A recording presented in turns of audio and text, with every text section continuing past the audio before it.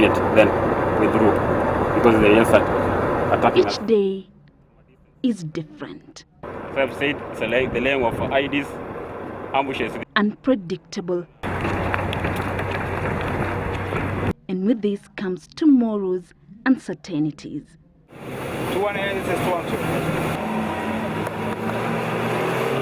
This is Somalia. Fire! A country ravaged by 22 years of war, but still living on.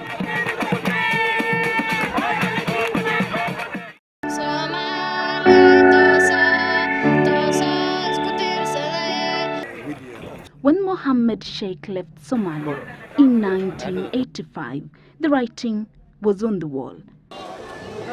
An impending civil war in his motherland. Because I see the sign of the government of Somalia, Siad Barre era, was not a good sign, and there was a lot of corruption. It would take him 28 years to return home from Canada, where he had sought asylum. A lot has changed since 1991, when war broke out after the then president, Siad Barre, was overthrown. Change, which is reflected in his physique, he says. My nickname is Ato. Ato, I'm a skinny guy. I think many of you will go to laugh, but a change he quickly became part of. With a 4.1-kilometer runway, the Kismayu International Airport, now manned by the Kenya Defense Forces under the African Union Mission Forces in Somalia, AMISOM, remained closed for years as it was controlled by the Shabaab terror group. It is now a busy airport like any other. In the port of Kismayu and the airport of Kismayu, a lot of activities are happening. We have more than 5 aircrafts a day in Kismayu. But it is the fresh-painted, conspicuous white building in the heart of Kismayu city that Ato was eager to show me. He is the liaison officer between the administration here and AMISOM. Give me 1 second. Let me clear. He welcomes us to the Jubaland Presidential Palace.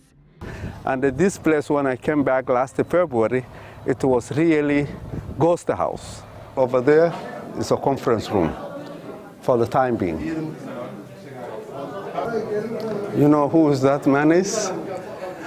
Do they know him, or they just taking a picture? This is Sheikh Ahmed Mohammed Islam Madobe, the new president of Jubaland State. It is here that history was written on the 20th of January 2014.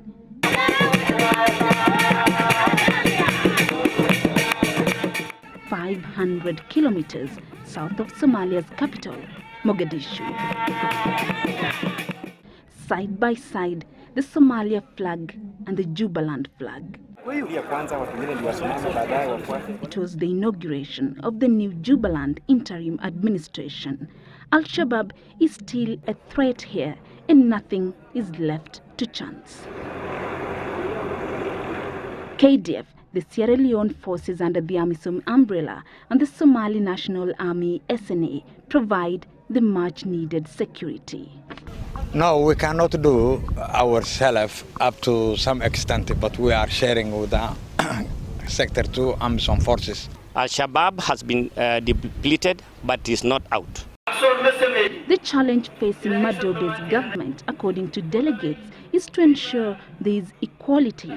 But I congratulate Ahmed Madobe now for choosing to do something that is much harder than fighting. As we congratulate ourselves, let us remember the peace we have today in Kismayu is as a result of bloodshed by members of the international community, and particularly by the region.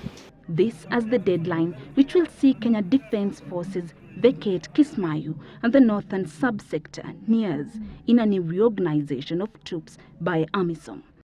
Kismayu and its environs will be named Sector 5, patrolled by forces from Sierra Leone forces, Burundi, the Nigeria police, and a company from Kenya, which comprises 130 to 170 soldiers.